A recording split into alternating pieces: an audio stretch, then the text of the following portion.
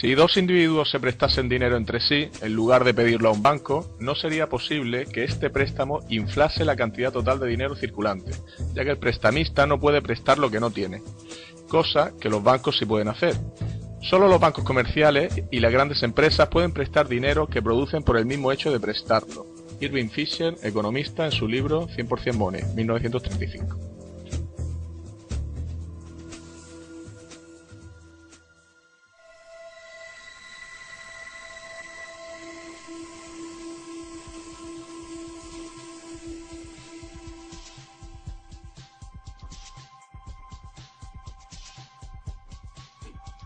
El estudio del dinero, por encima de otros aspectos de la economía, es un campo cuya complejidad sirve para distorsionar u ocultar la realidad, no para esclarecerla.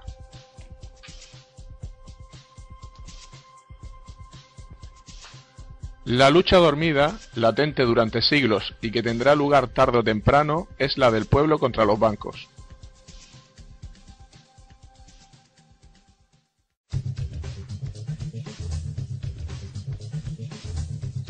El dinero es deuda 2.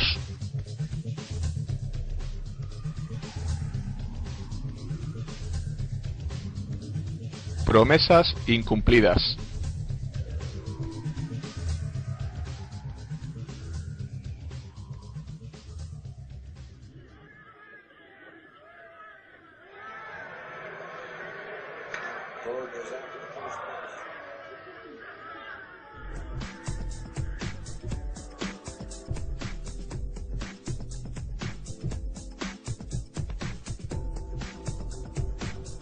¿Queréis limonada?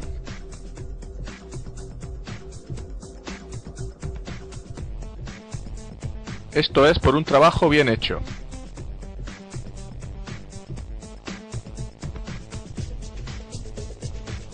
Desde luego estos chicos se buscan bien la vida. Vuestros ahorros estarían mejor en una cuenta bancaria. De esa forma vuestro dinero trabajaría para vosotros.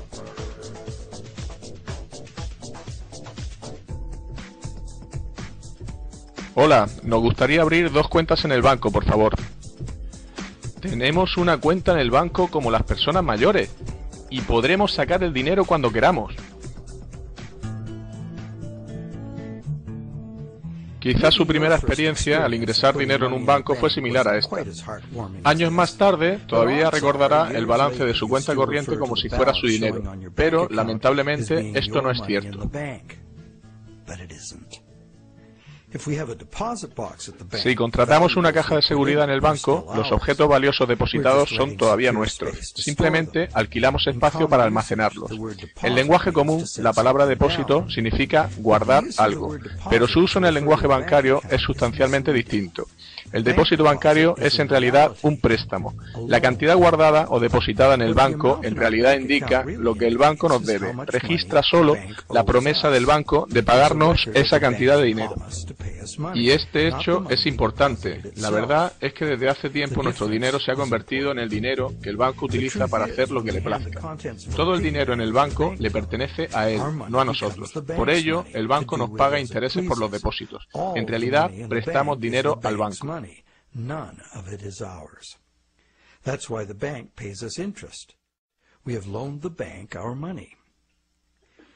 Parece una simple discusión léxica, pero no lo es. Sabemos que podemos pedir al banco que nos devuelva nuestro dinero en efectivo en cualquier momento, pero no por ello cambia lo anterior. No es una discusión trivial, es importante. ¿Qué pasaría si algunos de nosotros supieran realmente el modo en que trabaja realmente la banca? Toda la economía actual se sustenta en un sistema de crédito bancario, y cuando ese sistema deje de funcionar, todo el mundo sufrirá. Impagos, embargos, bancarrotas, quiebra bancaria, rescates gubernamentales.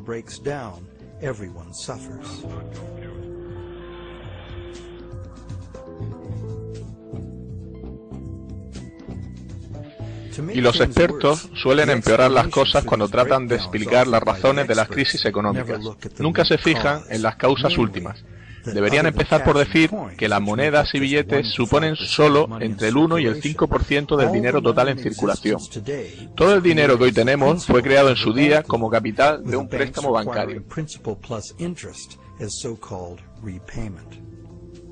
Not only does this make the existence of money entirely dependent on the existence of bank credit, it makes the system as a whole bankrupt by design. Esto no solo hace que la existencia del dinero dependa de la existencia de los préstamos bancarios, sino que aboca al sistema a su bancarrota futura, ya que es imposible físicamente el pago de todas las deudas crediticias. Es por ello que el sistema bancario global camina hacia el colapso. Cada vez más gente se da cuenta de las prácticas bancarias actuales. Muchos han perdido sus casas y trabajo gracias a estos usureros modernos. Va siendo hora de que la gente entienda qué es el dinero y fuerce cambios en su modo de producirse.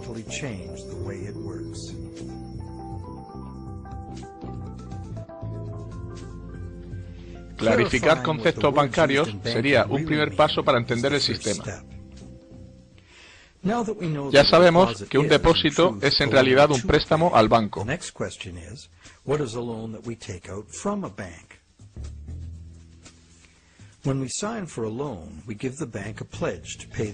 Cuando firmamos un préstamo, prometemos pagar lo prestado más un interés. A cambio de ello, el banco nos anota una cantidad en nuestra cuenta. Decimos que el banco ha puesto el dinero en nuestra cuenta. Lo único que ha hecho es hacer un apunte contable que refleja una promesa de pagarnos. Estamos hablando en realidad de un intercambio de promesas. Nadie ha dado nada al otro salvo promesas de satisfacer una deuda. Entonces, ¿quién presta y quién pide prestado en realidad? Los términos préstamo, prestamista y prestatario son realmente confusos. La verdad es que ambas partes realizan promesas de pagar, y en el proceso crearon algo llamado préstamo o dinero a cuenta, que puede ser legalmente utilizado como dinero. El crédito bancario puede ser gastado porque seguimos pensando que cada vez que depositamos dinero en la cuenta, esto incrementa nuestro balance en la misma cantidad. De hecho, si no ponemos algo en nuestra cuenta, estará vacía. De este modo, se asume con naturalidad que el dinero depositado en la cuenta es algo puesto allí. La cuenta es una promesa en sí misma de pagar el dinero en monedas y billetes. De hecho, una promesa siempre indica que no tenemos lo prometido. Si no es así, ¿para qué necesitaríamos prometerlo? Ahora ya sabemos que todos los apuntes bancarios son promesas de pago, y que el banco y el prestatario simplemente intercambian promesas, y que solo con teclear un ordenador, la cuenta del prestatario consigue un balance positivo, sin nadie depositando físicamente dinero real. Ahora conoces el origen de lo que llamamos préstamo bancario. La banca comercial crea dinero anotado cuando autoriza un préstamo, simplemente añadiendo dólares en sus libros de cuenta a cambio de una promesa de pago futuro del prestatario.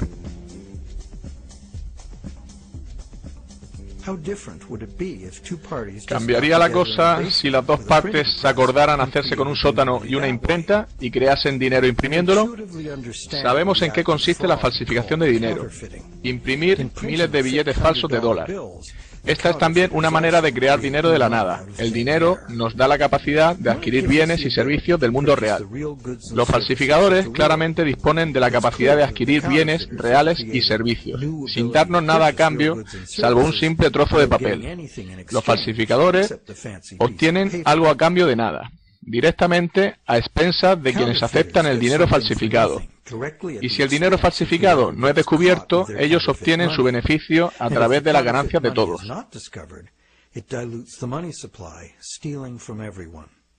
Falsificar es un delito grave y es fácil de entender por qué. Subvierte la norma social elemental: no robarás. Sin embargo, pedir un préstamo bancario también crea más poder de compra. A pesar de ello, en lugar de considerarlo una forma de robo, lo consideramos la base de nuestro sistema monetario.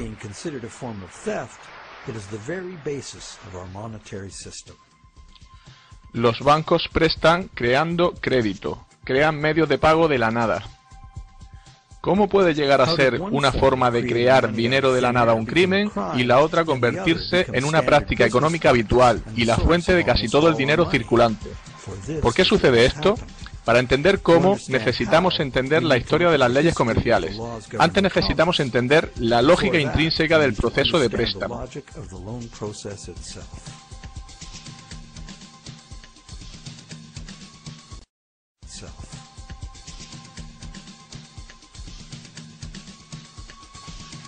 Anatomía de un préstamo. El motivo. El prestatario quiere adquirir un bien que no puede permitirse hoy en día. Sin embargo, esta persona tiene la confianza de que tendrá suficiente dinero en un tiempo para pagar el precio original y una cantidad adicional llamada interés. Por ello, acude al banco a negociar un préstamo. Este cliente está en condiciones de prometer un dinero en el futuro. Sin embargo, por el momento no tiene dinero, por ello necesita el préstamo.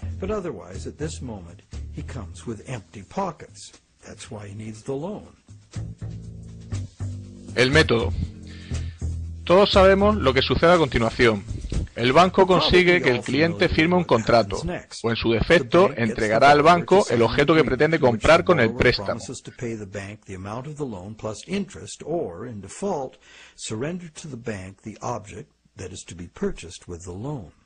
Esta operación se realiza miles de veces al día en todo el mundo.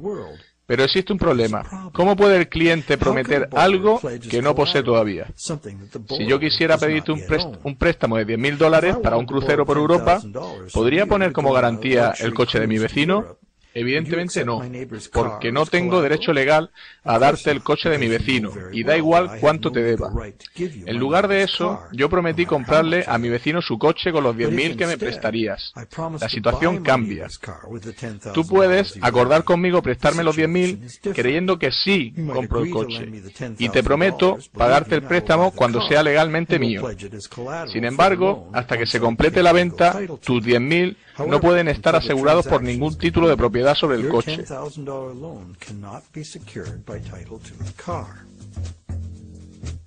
La secuencia de los problemas que vienen a continuación puede permitir evitarlos fácilmente. Puedes comprar el coche y vendérmelo a mí. El banco lo hace de la misma manera. Si el cliente acude a un banco para comprar un bien, ¿por qué simplemente el banco no lo compra con su propio dinero y posteriormente lo vende puntualmente al cliente cobrándole un interés? Porque el banco y el cliente han acudido a la adquisición con los bolsillos vacíos. El banco cumple su parte del préstamo creando una cantidad para el prestatario. La verdad es que el autodenominado prestatario ha empeñado su cuenta adquiriendo un coche. Como consecuencia de esto, todavía no lo posee. El banco, que en teoría le ha prestado el dinero, no lo ha aportado físicamente, y si todo va bien, nunca lo hará. Aceptación del fraude. El cliente prestatario cree que los números de su cuenta representan su dinero en el banco. Como el resto de nosotros no entiende la diferencia entre dinero existente y promesa de dinero. Si de todos modos lo puede gastar, ¿cuál es el problema? Por ello, la cuestión es, ¿aceptará la vendedora del coche la promesa de pago del banco? Cierta gente puede pensar que el efectivo sale del banco del comprador. ¿Por qué? Esto se debe a que la vendedora sabe por experiencia que puede ingresar el talón en su banco e incrementar su cuenta. ¿Qué sucede a continuación?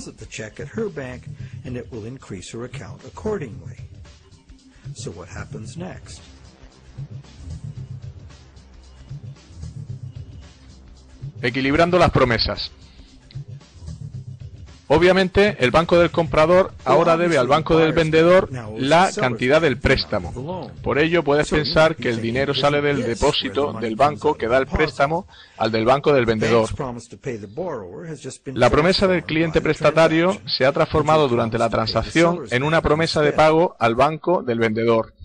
Por ello, el banco del comprador debería transferir una cantidad de dinero al del vendedor, ¿cierto? Esto es cierto solo en una pequeña parte. En el largo plazo, tan pronto como el banco consiga su parte limpia de depósitos, la cantidad de dinero existente que el banco necesita para cubrir sus préstamos puede ser teóricamente igual a cero. ¿Cómo?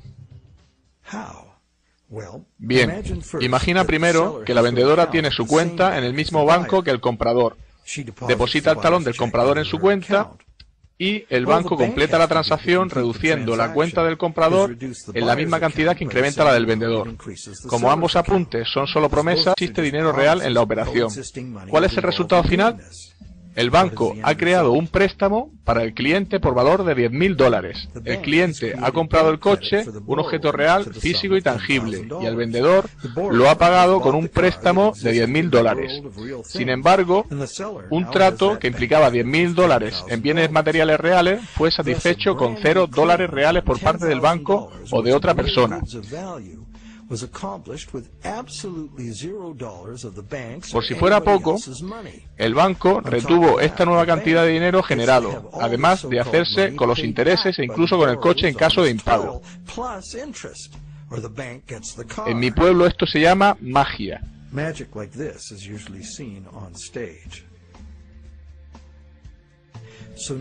Veamos qué sucede si la vendedora deposita el talón en un banco diferente.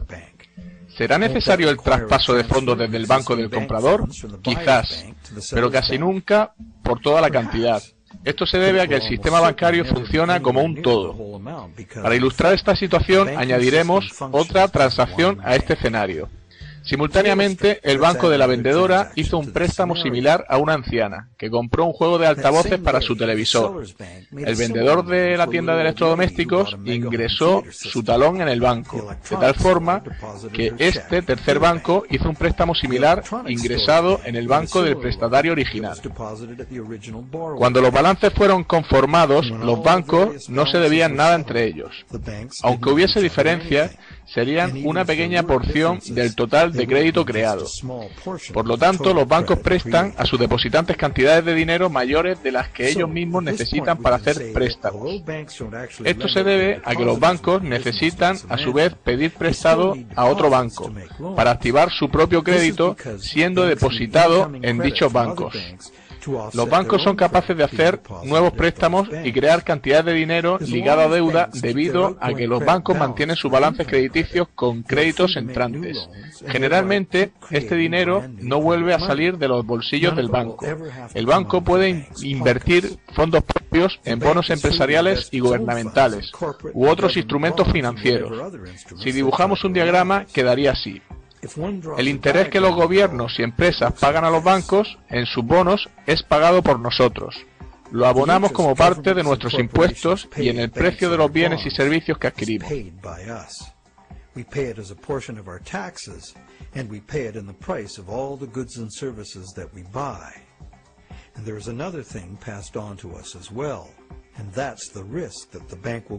También nos sucede que el banco puede quebrar y no ser capaz de satisfacer sus promesas de pago. Ahora te preguntarás, ¿cómo puede un banco ir a la quiebra si no puso dinero en primer lugar? ¿Qué pueden perder ellos? La respuesta es que los bancos no son lo mismo que los falsificadores. A los bancos se les permite crear nuevo dinero, pero solo sirviéndose de reglas contables. Solo pueden fabricarlo anotando la deuda del prestatario como un activo. En el lado positivo está su balance, en el negativo firmado por el préstamo de su balance, o lo que los bancos llaman confianza en los depósitos creada por el banco. Cuando un cliente cae en el impago, el activo que aseguraba la transacción es embargado por el banco y vendido. En un mercado a la baja es muy común que el nuevo valor del bien no cubra el valor del dinero que el banco prestó, ya que éste se basaba en un valor previo superior. Esto debe mostrarse como una pérdida en los libros contables. Cuando los embargos suben y el mercado inmobiliario colapsa, el valor de los bancos se evapora de forma colateral, a medida que las casas bajan de precio, exponiendo al banco a enormes pérdidas. En verdad, solo se trataba de números creados de la nada, pero los bancos deben actuar conforme a dictados de esos números, y las consecuencias de que un banco vaya mal pueden incluir parálisis económica, desintegración social, caos financiero total, hambre y guerra. Quienes viven de los números pueden también morir a causa de ellos. Es terrible pensar en cómo una calculadora puede escribir un epitafio.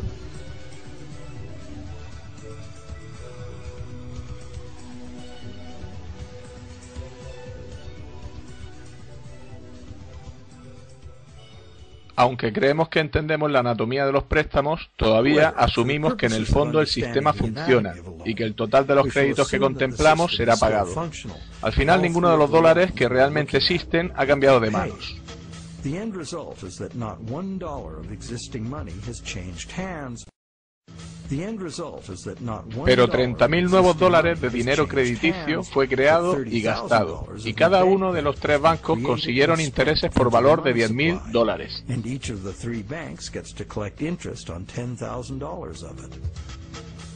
¿Es la creación de estos 30.000 dólares, de hecho, un acto similar a la falsificación? La diferencia es que el sistema bancario es legal, regulado por los gobiernos y la justicia para seguir las reglas contables. Otra diferencia es que no hay una víctima evidente, como la persona a la que le cuelan un billete falso. Los bancos argumentan que comprador y vendedor estaban de acuerdo. ¿Dónde está el fraude? Si hay un fraude en esto, ¿quién pierde? Veamos quién consiguió lo que quiso en el trato.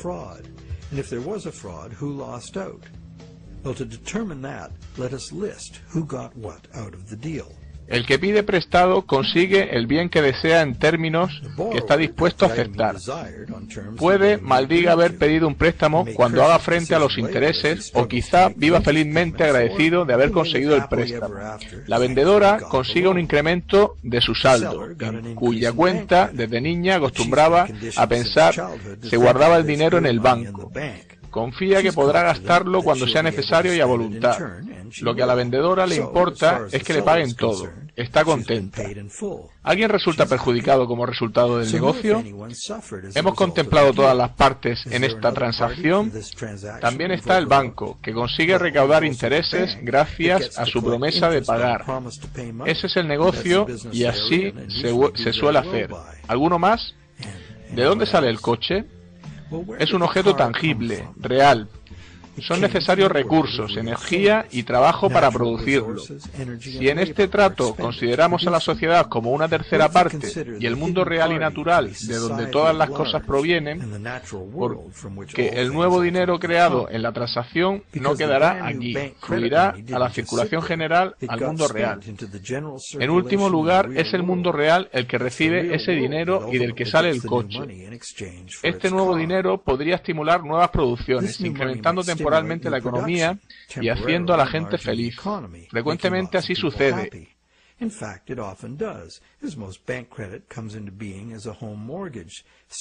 Y la mayoría de los préstamos son hipotecarios. Sin embargo, después de este uso productivo inicial, este nuevo dinero creado reaviva el flujo monetario porque reduce el poder adquisitivo de la mayoría de los consumidores una ínfima cantidad.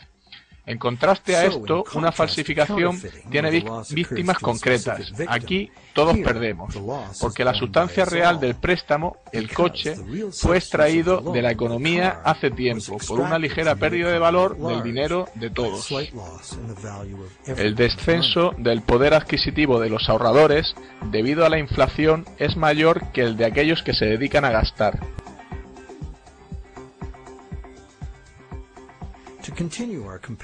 Siguiendo con la comparación entre falsificación y préstamo bancario, nos encontramos que la primera es generalmente detectada y el dinero puesto fuera de la circulación, causando una pérdida directa a quien lo aceptó. No hay garantía de cuándo será detectado, ni una agenda para su retirada de la circulación. El crédito bancario es también puesto fuera de circulación cada cierto tiempo.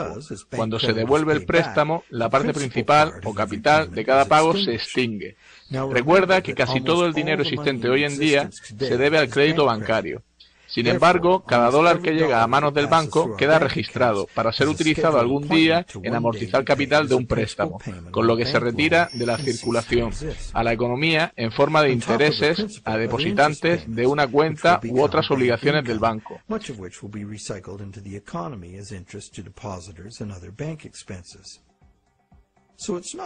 No parece claro que eso sea falsificar dinero.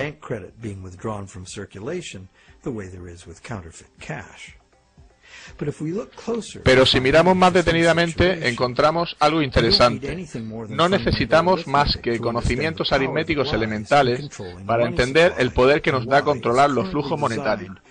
¿Y por qué el sistema actual necesita expandir continuamente la deuda o llegará al colapso? Si la tasa de dinero creado cae por debajo de la tasa de dinero destruido, la cantidad total de dinero en uso se reducirá. Esto se llama deflación, porque el flujo de dinero se deshincha como un balón.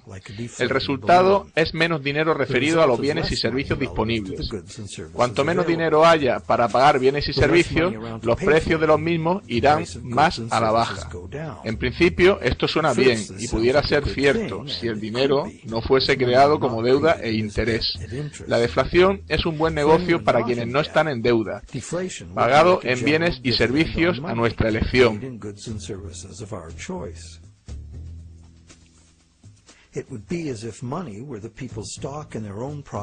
Esto sería correcto si el dinero estuviera en manos de la gente, las empresas, el país. La gente no pediría aumento de salarios. Si un país fuera globalmente más productivo, sin embargo, todo el mundo saldría ganando automáticamente porque su dinero valdría más. Sin embargo, este no es el efecto que la deflación tiene en un sistema, donde el dinero se origina en forma de deuda o interés. Más del 95% del dinero actual deriva de la deuda a los bancos.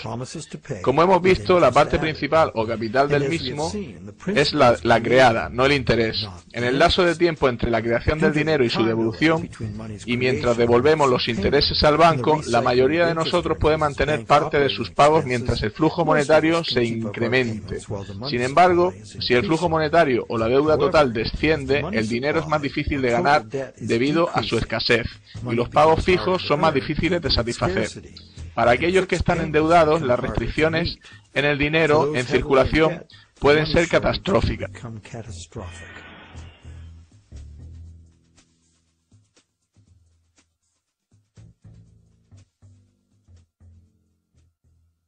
La economía mundial descansa en el consumidor. Si deja de gastar el dinero que no tiene en cosas que no necesita, estamos acabados. El efecto psicológico de la caída de precios y salarios acelera todo el proceso, porque quienes tienen que devolver préstamos, empresas incluidas, se ven incapaces de hacerlo, por lo que no se endeudan ni refinancian más.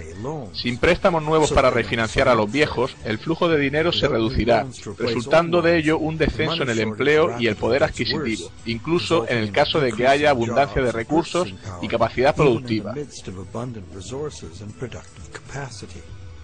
Esta espiral matemática hace inevitable los embargos masivos. Los precios bajan porque nadie quiere gastar su dinero. El mercado a la baja destruye el valor del bien que garantizaba el préstamo, causando enormes pérdidas a los bancos. Algunos incluso cierran. La confianza empresarial y del consumidor se pierde y siguen disfunciones sociales y económicas. Con el sistema monetario que tenemos, los ahorros de toda la vida pueden desvanecerse en un abrir y cerrar de ojos.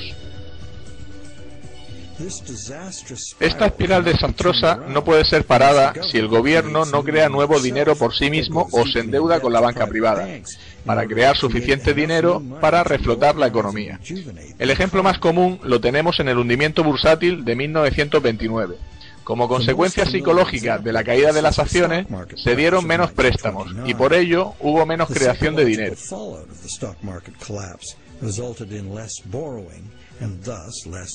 La Reserva Federal no hizo nada para evitar la deflación y en 1932 el flujo de dinero se había reducido a un tercio.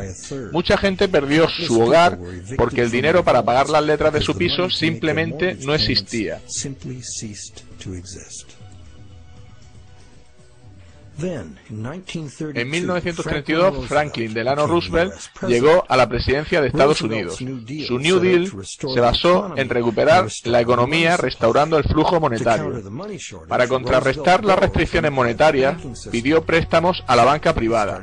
Las fábricas comenzaron a contratar, pero solo cuando la guerra llegó se dieron cuenta de que serían necesarios trabajos e inversiones económicas fuertes para ganarla. Paradójicamente, fue el dinero gastado en la Segunda Guerra Mundial el que terminó con la Gran Depresión. La guerra también causó 50 millones de muertos y condujo a un frágil equilibrio de poder internacional, a una carrera armamentística y devastadoras transformaciones sociales y tecnológicas.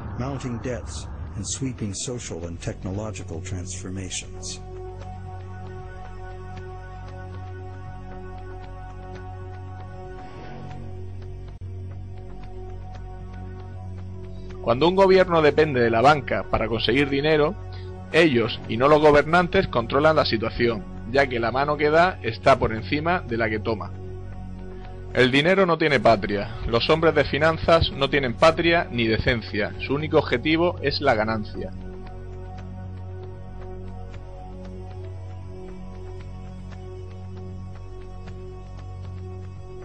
No volvería a hacer la guerra en favor de ciertas inversiones deleznables de los banqueros. Solo hay dos cosas por las que vale la pena luchar: para defender nuestros hogares y por la Carta de Derechos de nuestra Constitución.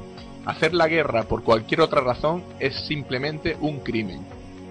No hay nada para nosotros salvo caer cada vez más profundo en deudas con el sistema bancario para conseguir las cantidades de dinero cada vez mayores que la nación necesita para su expansión y crecimiento. Nuestro sistema monetario no es mejor que una trampa.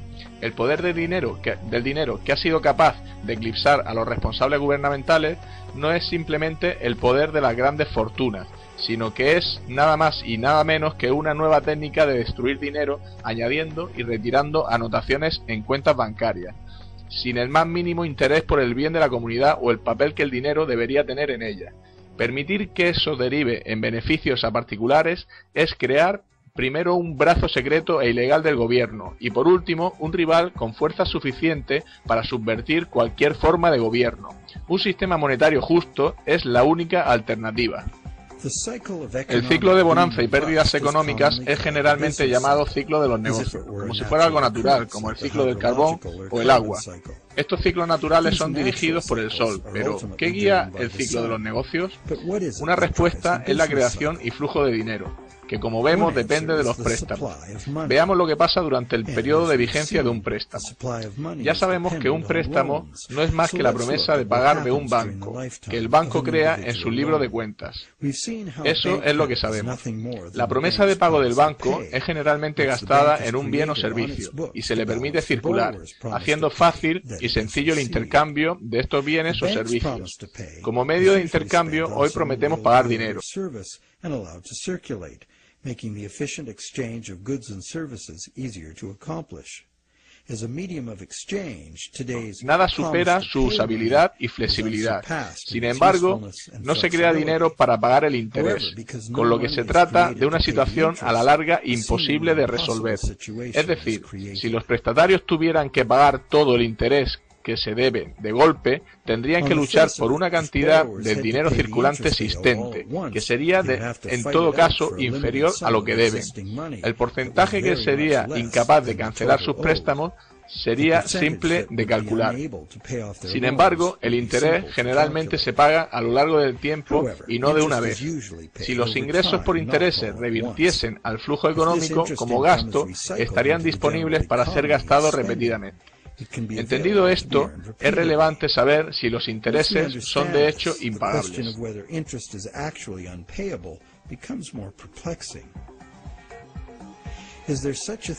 ¿Existe algún sistema sostenible de préstamo que no produzca impagos de forma estructural? En la Edad Media, la usura, entendida como préstamo con interés o cualquier otra forma no productiva de ganar dinero mediante el dinero, era considerada pecado.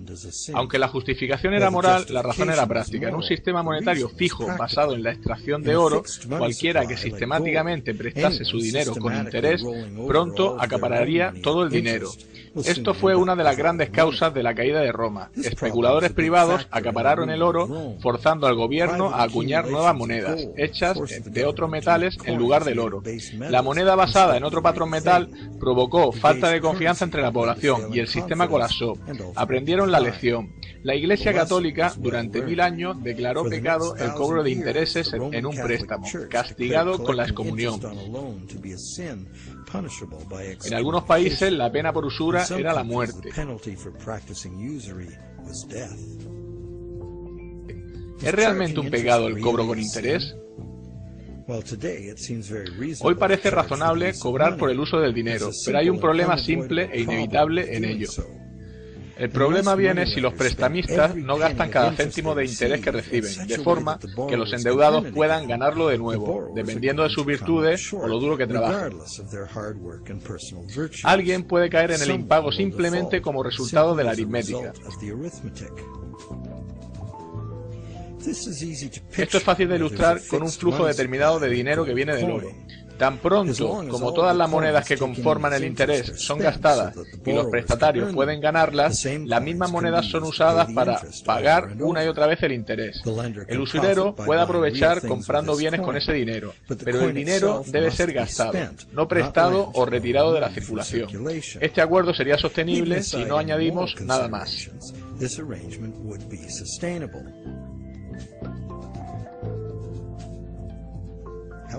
Sin embargo, si las monedas que eran parte del interés son represtadas como interés, son eliminadas de la circulación o guardadas, va a existir una falta de circulación de moneda para pagar las deudas. Esta situación no tiene grandes diferencias con nuestro sistema de deuda actual. Como hemos visto, cada dólar creado hoy día proviene de una deuda. Después será cancelado por un pago por el valor del principal del préstamo con el que se creó.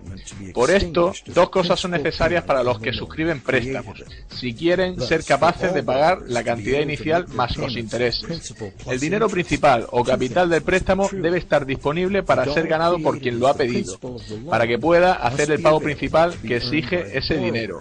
Asimismo, cada dólar que el cliente paga al banco como interés también debe estar disponible para ser ganado de nuevo por él, para que pueda ser pagado como intereses una y otra vez.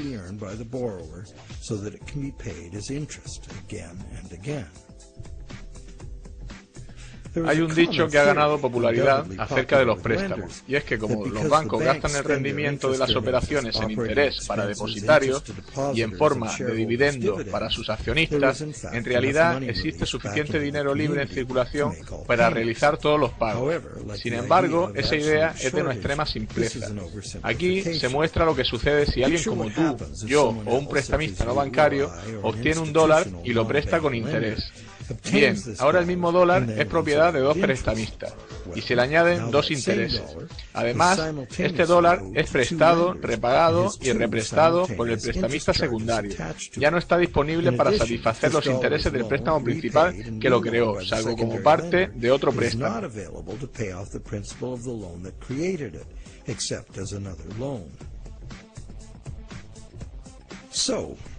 Entonces, ¿podemos pedir prestado a Peter para pagar a Paul y a la inversa? Esto se pone interesante. Sí podemos. Sin embargo, cada vez que hay un préstamo hay que añadir un interés que también ha de ser satisfecho. Si es posible ganar estas cantidades de interés, todos los pagos serán realizados. En esto basa muchos economistas y defensores del modelo actual. Arguyen que no puede haber una escasez de dinero y que los pagos pueden realizarse. Pero se trata de un axioma falso. Por ejemplo, si prestamistas secundarios consiguen cantidades de este dinero, el dinero será prestado una y otra vez, de forma perpetua, siempre con interés. Cada vez se añadirá una cantidad que será imposible de pagar. Esa es la razón por la que cada interés se carga en el sistema como un todo. It stands to reason that for each added interest charge in the system as a whole, something extra is demanded. Algo extra del sistema en su conjunto sería necesario para que fueran pagables. Esto afecta tanto a productores, gobiernos y consumidores. La competición para vender más necesita bajar los precios para conseguir mayores ventas y nos lleva a la superproducción y saturación del mercado. Como consecuencia, puede crecer el desempleo, cerrar factorías y haber bancarrotas.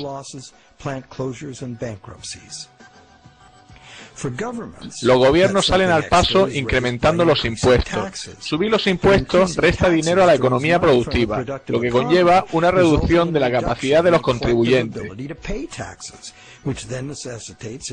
Cuando lo necesitan los gobiernos piden préstamos y afrontar en el largo plazo más intereses. Los consumidores pueden obtener ingresos extras pluriempleándose, pidiendo préstamos para pagar deudas pasadas o dejando de pagar durante periodos prolongados de tiempo. La competencia para conseguir un trabajo mueve a la baja los salarios durante largo tiempo, añade cantidades enormes a la cantidad de intereses que se debe. Y pedir prestado para cancelar deuda es como querer cerrar un agujero cavando. Es la situación en la que nos encontramos ahora. Los productores no pueden vender más porque los consumidores no pueden permitirse comprar. Los gobiernos creen que bajar los impuestos estimula el consumo, compensando de esta forma los escasos ingresos de los consumidores, que compiten por un mismo puesto de trabajo. Sin embargo, cualquier incremento global en la cantidad de intereses lastra el sistema monetario, provocando escasez de dinero dentro del mismo. Esto se debe a que la economía productiva real debe limitarse a la disponibilidad de los recursos naturales. La economía productiva sirve a las necesidades actuales, no a las demandas artificiales de la economía financiera, que tiene una sed ilimitada en beneficios y que trabaja obviando las limitaciones físicas del mundo real.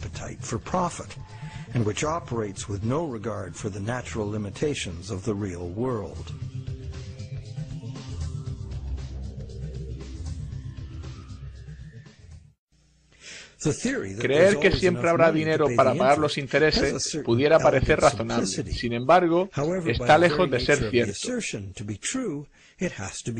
Debería serlo al 100%, pero es imposible. Por un lado, existen muchos prestamistas secundarios que no son bancos y añaden sus tipos de interés al dinero que ya está cargado con él.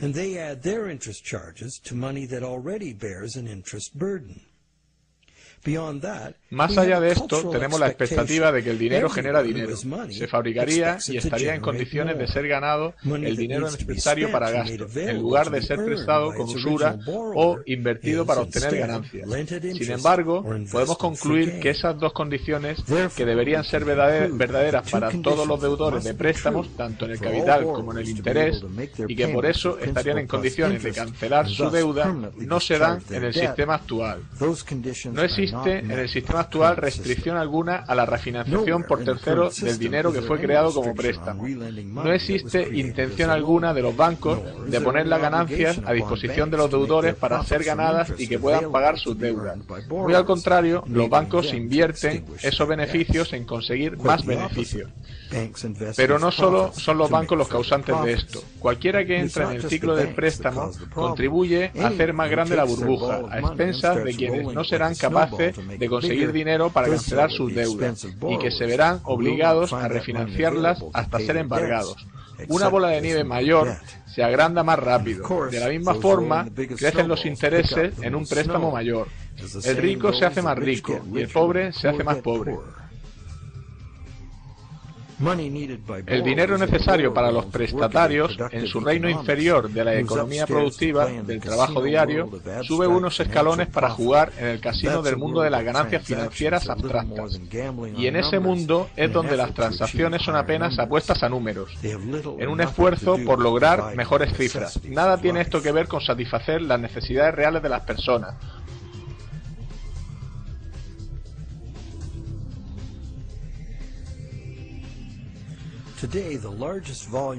Hoy la mayor cantidad de dinero está cambiando de manos, como si de un juego de azar se tratara. Las bolsas, el mercado de la deuda y otros elementos financieros son manejados por bancos y fondos de inversiones para obtener el máximo beneficio posible. El volumen del comercio en los mercados de divisas extranjeros en una sola semana sobrepasa el volumen total del comercio mundial de bienes reales en un año. El dinero está continuamente manejado por especuladores, buscando beneficios en las fluctuaciones monetarias que existen solo en la economía de casino en que se mueven. ¿Y en qué medida es impagable el monto de intereses de la deuda de hoy? Solo podríamos saberlo con certeza juntando todo el dinero del mundo. Con 6.000 millones de personas ganando, gastando y pidiendo y dándose préstamos, los flujos monetarios internacionales son casi tan complejos como las corrientes oceánicas. Son impredecibles. Pero la dirección es bastante clara y simple. La misma vieja historia. Los ricos están incrementando más y más sus apuestas en la economía, en donde sus clientes prestamistas no tienen apenas oportunidad de lograrlo.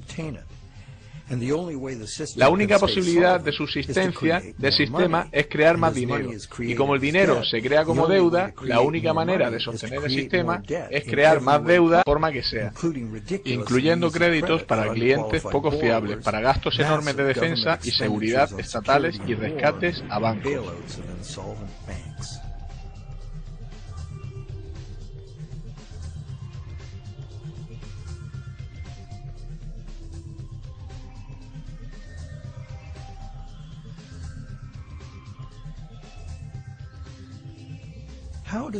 ¿Cómo el ciclo de crédito individual se convirtió en un fenómeno conocido como ciclo de los negocios?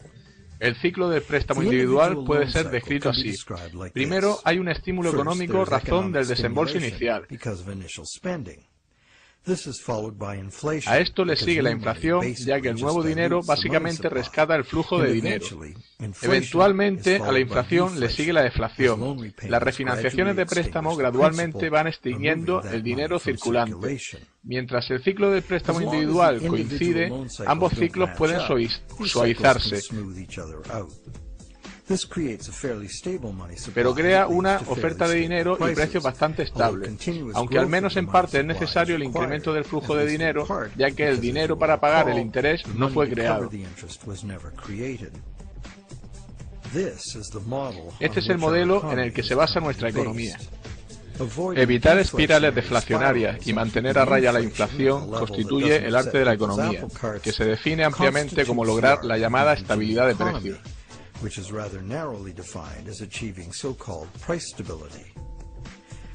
Sin embargo, si echamos un vistazo al poder adquisitivo del dólar a lo largo del siglo pasado, instantáneamente se revela lo que significa la estabilidad de precios en bienes reales.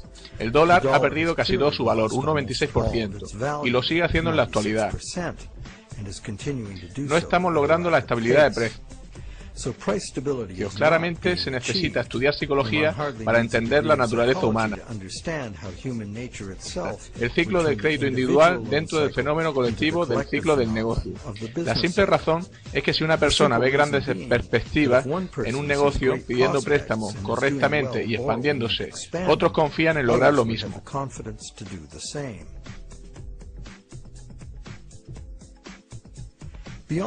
Más allá del efecto psicológico, si un negocio se basa en la expansión del crédito, sus proveedores y distribuidores necesitan hacerlo también, o perderán el negocio en favor de alguien que lo haga. El mismo efecto podría darse en el caso de una compañía que no encuentra crédito. Por lo tanto, es previsible que los ciclos individuales de préstamo tengan un recorrido paralelo entre ellos, en lugar de darse al azar, y cuando lo hacen a mayor escala estamos ante el llamado ciclo de los negocios, que proviene directamente de las acumulaciones de la fuerza de ciclos individuales. Para concluir, alguien puede alegar que más allá del intercambio de promesas hecho entre el banco y su cliente, la sociedad se mueve entre una inflación crónica y la dependencia monetaria hacia los bancos, para pagar intereses realmente inasumibles. Esto da lugar a una aceleración en el incremento de la deuda y a una depreciación del dinero. La única alternativa sería un colapso deflacionario de la economía, seguido de un caos social o una guerra. Esta situación tan insana contagia a la sociedad y la debilita a todos los niveles. Somos como adictos. La solución no es consumir más heroína, sino más y más dinero prestado. Y eventualmente nuestra capacidad colectiva para prestar y refinanciar préstamos está agotada. Ello nos lleva a expandir el crédito hacia nuevos mercados, creando esencialmente un instrumento para conducir a más personas hacia una deuda perpetua. En Estados Unidos, esta expansión continua de la deuda ha alcanzado más de 53 trillones americanos de dólares de deuda, lo que supone unas 5 veces los ingresos anuales de todo el país. ¿Está el mundo feliz del final de esta transacción crediticia? Seguramente no. En realidad vivimos ajenos al origen de los problemas. La banca actual es un sistema ilusorio, basado en la falsificación y que busca el control social. ¿Qué pasa con los bancos? ¿Cómo consiguen ganancias como resultado de esto?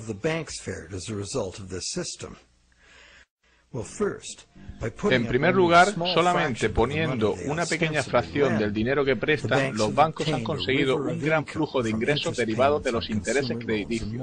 En segundo lugar, usando su poder crediticio para comprar grandes cantidades de bonos gubernamentales y empresariales, y de esta forma controlan los gobiernos y la industria. En tercer lugar, manejando los impagos y embargos, como vemos inevitable. El banco gana la propiedad legal de bienes tangibles reales. Finalmente sucede lo peor. Si hay un impago masivo, el banco acumula grandes pérdidas. El gobierno es forzado a rescatar a los bancos con ayudas multimillonarias para salvar al sistema financiero. ¿Cómo se financian esos rescates? Adivínalo. Más deuda para el contribuyente, un auténtico logro para sacar esto adelante. Y sin ser consciente la mayoría de las víctimas.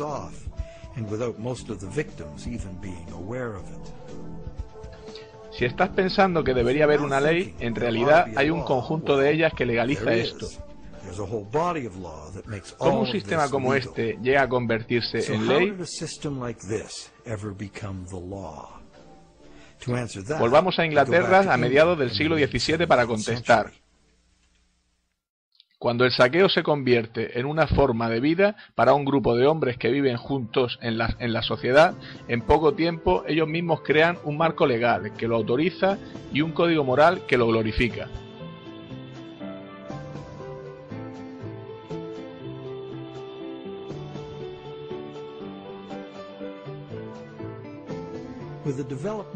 Con el desarrollo de mejores embarcaciones y las nuevas exploraciones que permitieron, el comercio se expandió rápidamente. Para desarrollar el comercio sobre largas distancias y periodos prolongados de tiempo, los contratos escritos se hicieron más y más imprescindibles y sofisticados. Bajo la ley inglesa había quedado establecido hace mucho que un contrato habría tenido lugar si algún bien real ha cambiado de manos. Un traspaso de bienes o derechos en propiedad fue el kit del intercambio, y eso fue lo que el juzgado evaluaría con imparcialidad, no solo las palabras en el documento. Un contrato por el cual no ha habido intercambio de bienes reales o derechos de propiedad era facto o nulo, y podría ser declarado así por un juzgado. Así, un contrato en el que un coche fue puesto como garantía ni siquiera sería posible calificarlo de contrato. Ninguna ley común lo pondría en valor. Además, en el caso de una disputa sobre un contrato de derecho común, solo alguien que de hecho había dado consideración a la transacción. En otras palabras, solo aquel que envió los bienes tenía el derecho a pedir ante un tribunal para satisfacer el contrato por la otra parte. Este derecho no era transferible a un tercero.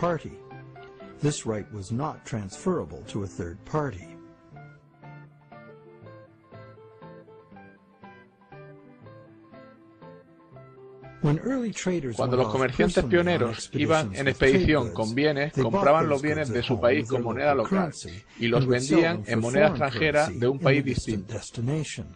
Con este dinero compraban bienes locales en ese país y los traían de vuelta al suyo para venderlos en la moneda local. Bastante sencillo.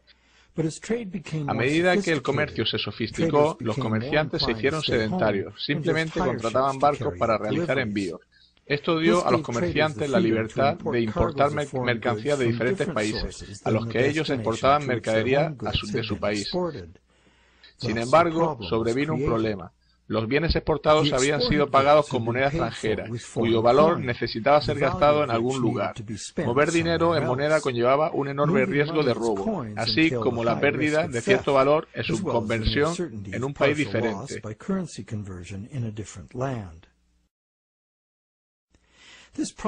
Este problema en los pagos a distancia fue superado por el uso de letras de cambio. Una letra de cambio era una orden firmada de un ordenante a un comerciante, exigiendo que el pago de una suma de dinero a la persona que se identifica como beneficiario. Estaban asegurados por firma y no podían hacerse valer ante un tribunal por un tercero ajeno a las partes originales. Por lo tanto, no estaban acostumbrados a un ladrón o una tercera parte. Probablemente te has dado cuenta que eran los predecesores de los talones bancarios. El ordenante daba instrucciones para que el banco pagase al beneficiario, una persona cuyo nombre se citaba una cierta cantidad de dinero. Esto funcionaba para las transacciones entre conocidos entre sí. La letra de cambio se usaba como una orden de pago en una moneda diferente y lejana, pero los comerciantes pronto quisieron más flexibilidad, generalizar las letras de cambio para pagar a cualquier tipo de comerciante, incluso en la misma moneda, usando letras de cambio como el dinero mismo. Para ello, estas letras debían poder ser utilizables y exigibles por terceros. Como veremos, este fue el momento en la historia del derecho que abrió paso a nuestro sistema bancario. Un tercero, que podría haber comprado onerosamente una letra de cambio sin estar implicado en el intercambio original, no podía esperar el amparo de un juzgado para hacer valerla. Y en base al contrato cobrar la deuda. Este hecho hizo que las letras de cambio de terceros fueran un riesgo inaceptable. Para poder seguir usándolo y garantizar su pago, esencialmente equivalentes a dinero, la ley debería ser revisada para contemplar este incipiente instrumento. En Inglaterra, por una serie de decisiones legales desde 1664 a 1999, este problema fue solventado imprimiendo letras cambiables por terceras partes.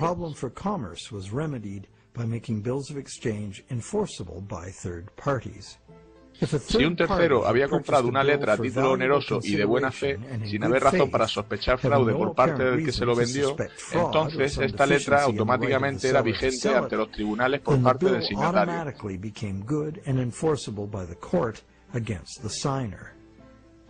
¿Qué significa este cambio? Significa esencialmente que cualquier letra de cambio se consideraría legítima una vez vendida. Las letras de cambio y otros tipos de promesas firmadas de pago podrían ser traspasados y hechos valer en un juzgado, exceptuando los talones, justo los que los mercaderes querían. Ahora los contratos de deuda podrían ser vendidos como cosas y hacer negocios sería mucho más fácil. No solo eso, sino que abrió un nuevo mercado para los buscadores de ganancias, comerciando con letras de cambio propias. El mercado de la deuda había nacido.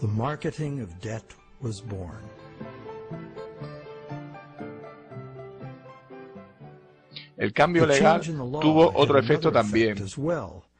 Ahora era posible engañar y forzar a una persona a firmar una promesa jurídicamente vinculante para pagar, y luego, si esa promesa era adquirida por terceros de buena fe, podía ser esgrimida ante el signatario en un tribunal. En última instancia, esto se convirtió en uno de los principios rectores del Código Comercial uniforme, que rige los negocios en Estados Unidos y por extensión en el resto del mundo. Los sistemas monetario y tributario por completo están regidos por este código. Si compramos un portátil robado en la calle, somos culpables por ello. No importa si el dinero es nuestro y no sabemos que es robado. El juzgado retornará los bienes a su propietario original. Perdemos nuestro dinero como compradores, seamos o no inocentes. Incluso podemos ser acusados de delito. Pero si firmamos un contrato de préstamo y le damos un valor real en bienes fiduciarios, no importa que el contrato de préstamo haya sido alumbrado de forma fraudulenta. Quienes quiera que lo firmaron deben pagarlo según las leyes comerciales, y los juzgados darán vigor a la obligación. Hoy los contratos de deuda pueden darse en múltiples formas, incluyendo préstamos especiales e hipotecas.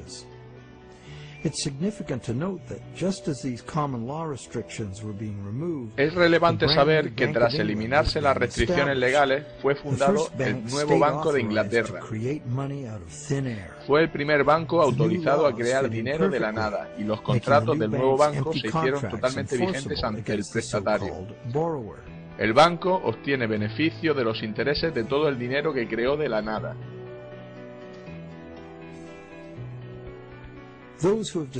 Aquellos que hayan descubierto la verdadera naturaleza de nuestros préstamos bancarios y hayan intentado retar sus contratos de deuda en juzgado moderno, habrán descubierto que estos contratos son una salvaguarda enorme del dinero como deuda. El banco debería haber vendido el contrato de préstamo original a una tercera parte por el valor, y aunque ese tercero es a menudo solo una empresa hermana del banco, todo lo que importa al juez es quién tiene el documento, qué pone y por quién está firmado.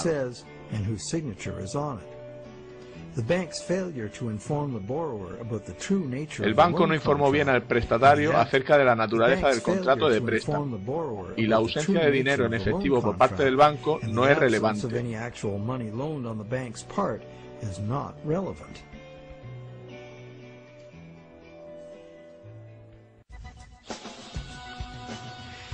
Y para concluir nuestra investigación, parece que las prácticas de la banca moderna descansan en diferentes violaciones de las leyes y el sentido común, así como de la justicia natural. La primera violación es el fraude que comete el que presta, al apropiarse de una propiedad que no posee todavía, y el banco es cómplice, ya que a sabiendas acepta la promesa fraudulenta como soporte para el crédito que crea. La segunda violación es la negativa del banco a revelar la verdadera naturaleza del contrato. El banco lo llama préstamo, lo que lleva al endeudado a pensar que le están prestando una cantidad de dinero. Como sabemos, el banco solo ha empeñado su palabra, reflejándolo en un apunte informático, una promesa que el banco sabe que quizá no tenga que cumplir.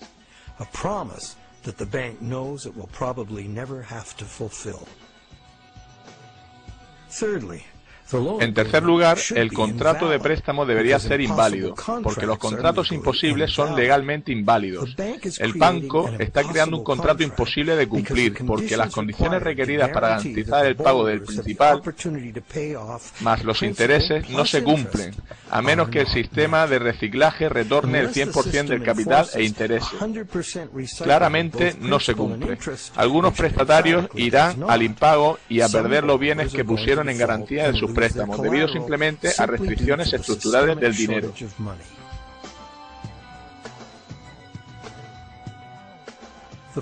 La cuarta violación es la de la ley natural por el derecho contractual, la que confiere legitimación automática a cualquier contrato si el mismo es vendido a terceros por un valor considerable. Alguien que no posee algo no puede darlo mejor que quien sí lo posee. Pero quizá el mayor fraude de todos es que la mayor parte del pueblo que produce la riqueza real del mundo está en deuda y en riesgo de perder todo lo que han trabajado en manos de los bancos, que han convertido el dinero en meras promesas de pago. ¿A dónde nos lleva esto? Somos rehenes de una economía que crece cada día más rápido. Para mantener el sistema es necesario un flujo monetario.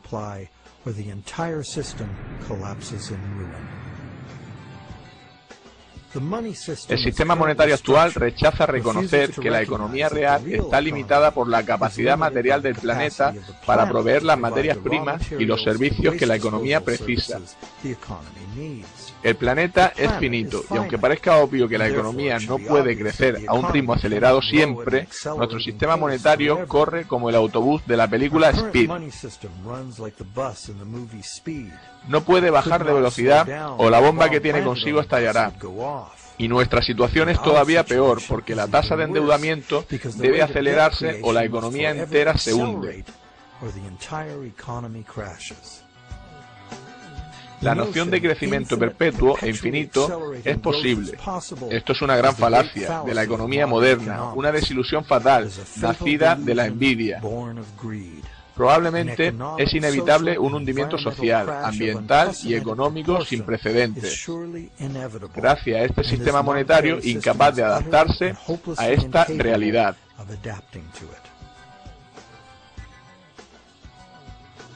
El sistema monetario necesita ser reconstruido desde el mismo suelo.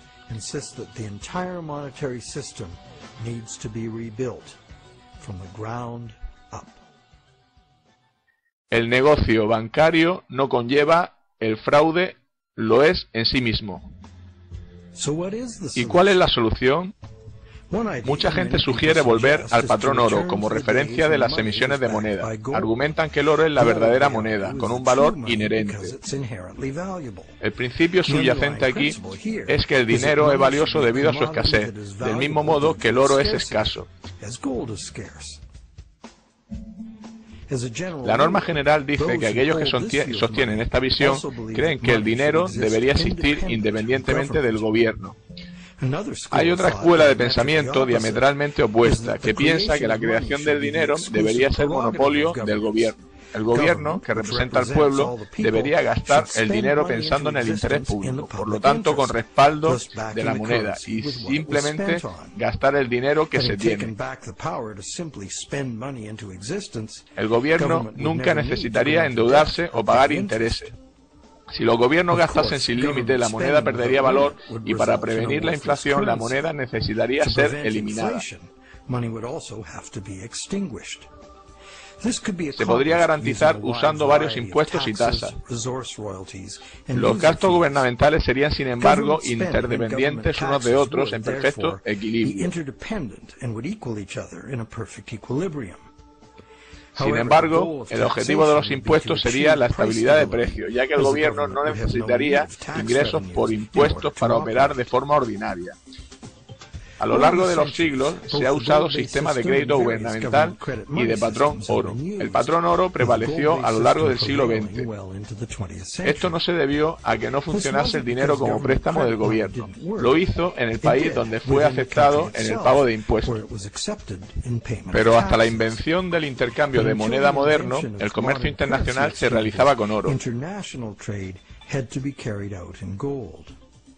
Además, el hombre ha tenido una fascinación sobrenatural por el oro durante siglos. Durante milenios hemos pensado que el dinero en términos de una riqueza portable e inherente, como las monedas de oro. Sin embargo, no es la única manera de pensar en el dinero. Tampoco en la era del dinero que huye, esto ha dejado de ser exacto. El dinero es en su raíz una idea que el hombre inventó para transformar sistemas tribales en complejas civilizaciones. Gracias en parte a su desarrollo, fue posible la especialización del trabajo y el intercambio indirecto de bienes y servicios.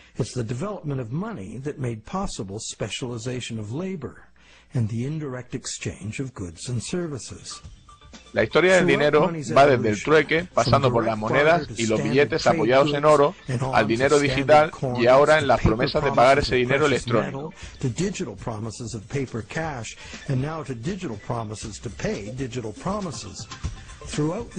En esta evolución prevalece la idea de lograr mayor flexibilidad y seguridad en su uso, y la existencia de garantías seguras de pago, en lugar de usar el dinero mismo. El problema con la promesa de pagar es que siempre da una oportunidad de oro para el engaño. Crear más promesas es una forma de incumplirlas en el largo plazo. Existe una manera de garantizar el intercambio de dinero más seguro que las promesas de pagar de nuestro sistema. Aquí lo tenemos. La existencia del dinero digital seguro es hoy una posibilidad debido a las tecnologías de encriptado. Una hipótesis sería tener un número de serie asignado a cada billete físico en papel. ¿Qué tienes? Un dólar digital. Un dólar digital que puede ser transferido a cualquier parte del mundo por ordenador, de forma fácil y seguro como promesa de pago. Pero, y este es un gran pero, el dinero digital, aun siendo electrónico, es también como el metálico. No puede estar en dos lugares a la vez. Por ello, la multiplicación de promesas puede ser prevenida insistiendo en el pago, ya sea en moneda, papel o de forma digital. No necesitamos mantener este dinero digital en un banco, ya que es de por sí seguro y puede ser transferido por Internet. Como dinero transferible, de forma instantánea, podría incorporar funciones inteligentes imposibles para otros tipos de moneda. Por ejemplo, calcular su propio valor mediante una fórmula matemática, eliminando la especulación, manipulación o errores humanos, por ejemplo.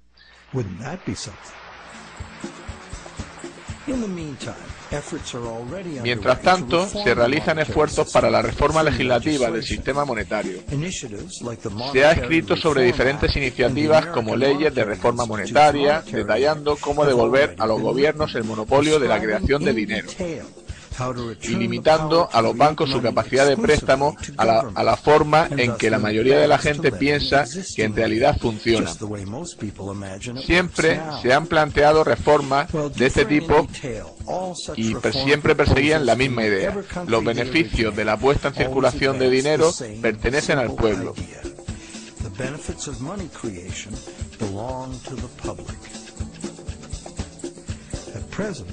Hoy el dinero no es creado en beneficio de la sociedad, sino en beneficio de los bancos privados.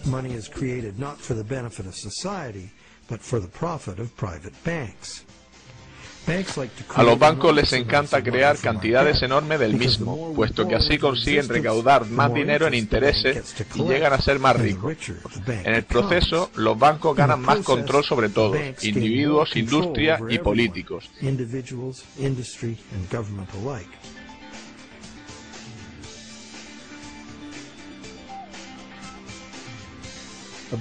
El dinero abundante conduce a burbujas especulativas que frecuentemente hace a quienes están dentro del sistema más ricos.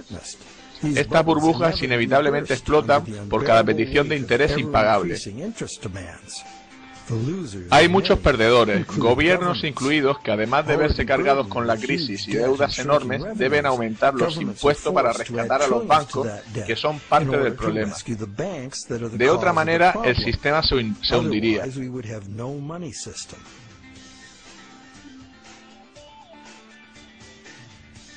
Es una situación absurda y trágica, teniendo en cuenta que los gobiernos podrían crear ellos mismos el dinero y gastarlo libre de interés en infraestructuras, educación, sanidad universal, etc. La mayoría de ese dinero, libre de deudas, se incorporaría a la economía como salario, circulando para beneficio de todos.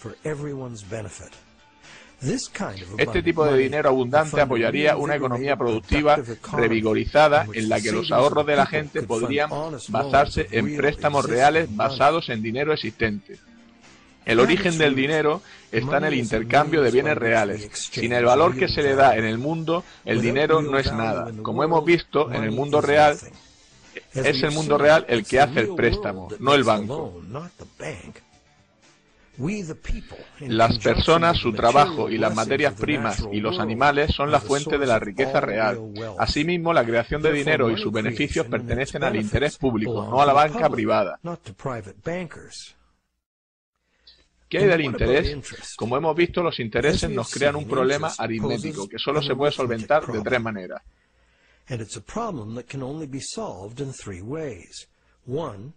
Impagos y embargos, deuda perpetua del suministro monetario o la única solución preferible, un reciclaje al sistema del 100% del interés como en forma de gasto de los prestatarios. Pero este reciclaje solo puede ser cumplido nacionalizando la industria bancaria en bien del interés público. Por ejemplo, las ganancias de esta banca pública serían pagadas a todos los ciudadanos como dividendo, o se emplearían en inversiones gubernamentales en lugar de recurrir a impuestos, como se hizo en la Pensilvania colonial. Es una manera diferente en que se podría organizar el sistema monetario. Siempre ha habido alternativas y ahora también.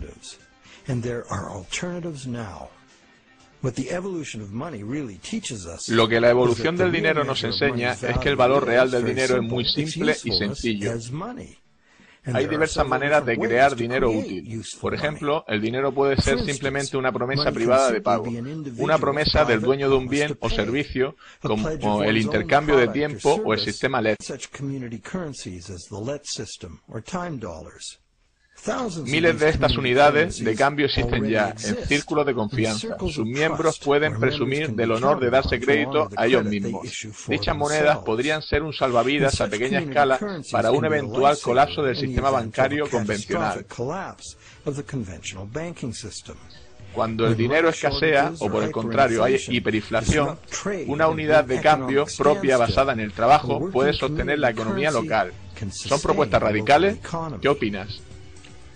Existen retos sin parangón ante nosotros. Jamás el crecimiento exponencial nos permitirá sostener una deuda monumental, que debe incrementarse para prevenir el derrumbe del sistema cual castillo de naipes. Afrontaremos incrementos en la desigualdad en el acceso a la sanidad, la deuda, que es ya asfixiante, las quiebras bancarias y catástrofes sociales y medioambientales.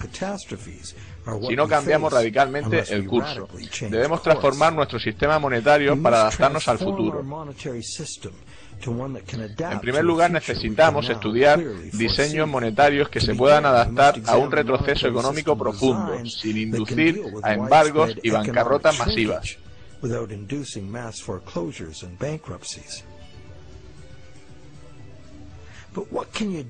Pero, ¿qué puedes hacer tú?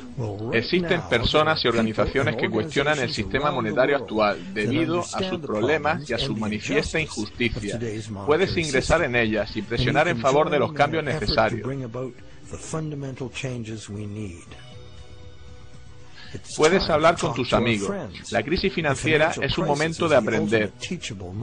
Cuando los gobiernos tienen que rescatar a los bancos que antes prestaban dinero, las contradicciones, el fraude y las fallas fatales del sistema actual resultan evidentes. Las soluciones también están ahí si miramos detenidamente. No podemos permitirnos hacer ajustes al sistema actual, puesto que no lo salvarán. Son necesarios cambios radicales, buscando el bien de todos, no el beneficio y control de unos pocos. Debemos dejar atrás nuestras percepciones erróneas y desenfocadas para hacer esos cambios, afrontar el reto de una transformación completa. La realidad está ahí.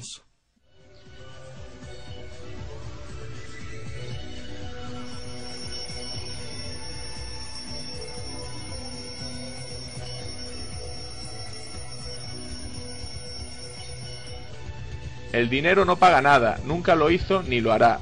Esos bienes y servicios solo pueden ser pagados por otros bienes y o servicios. Es un axioma económico tan viejo como el hombre.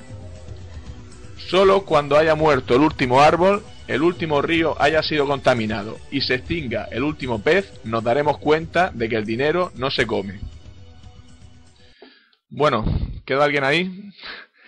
Espero que sí, porque esto de estar doblando la verdad es que es un poco coñazo, ¿eh? Y además la información que aparece en el vídeo es importante. En realidad es la más importante para comprender en qué mundo vive. Yo os pido disculpas por los errores de traducción que haya podido cometer y sobre todo por lo que no he entendido y no haya sabido explicar bien, pero bueno, yo supongo que no habréis tenido demasiados problemas. Abrazos.